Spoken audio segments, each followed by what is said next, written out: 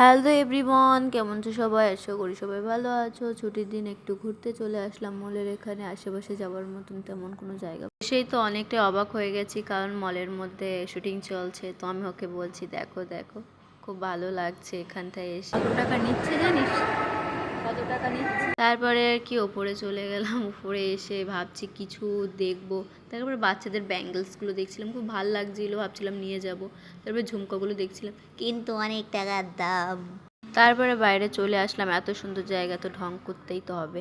আমার বন্ধু এতটাই বাড়া ল্যাক্স যে আমাকে জিশানে খাওয়াতে নিয়ে এসেছে। অনেক বড় লোক আমার ফ্রেন্ড, অনেক বড় লোক, ঠিক আছে?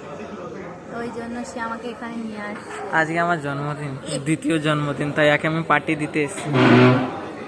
তাই আমি ওকে বলছি খেতে ভালো লাগবে তো কলকাতার মতন মাটন বিরিয়ানি। সত্যি কথা বলতে গেলে তোমরা কেউ বিশ্বাস করবে না, প্রথমে লাইফের ফার্স্ট টাইম আমার মাটন বিরিয়ানি খাবো। আমি এতদিন খাইনি। সবাই বলবে হ্যাঁ ऐसा है क्या, সচ্চি মে ऐसा ही है।